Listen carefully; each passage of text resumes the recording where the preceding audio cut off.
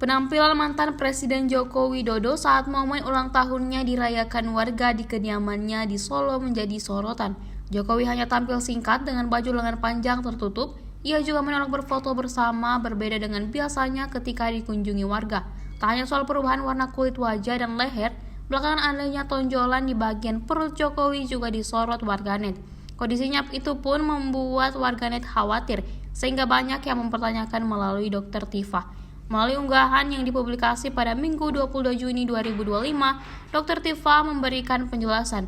Ia menyampaikan analisis media berdasarkan tanda yang tampak sejak April 2025 hingga saat ini. Menurutnya, berdasarkan pengamatan tersebut, Jokowi diduga menderita penyakit autoimun agresif. Alat yang terlihat menonjol di bagian perut mantan presiden itu, menurut penilaian Dr. Tifa, kemungkinan besar adalah CAPD. Melansir laman Dokter, CAPD atau Continuous Ambulatory Peritoneal Dialysis merupakan metode cuci darah yang dilakukan lewat perut.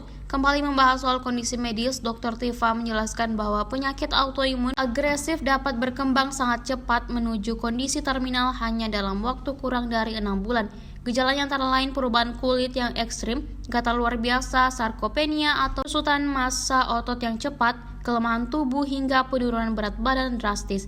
Menurut Dr. Tifa, dalam kondisi seperti ini CAPD justru tidak cukup memadai.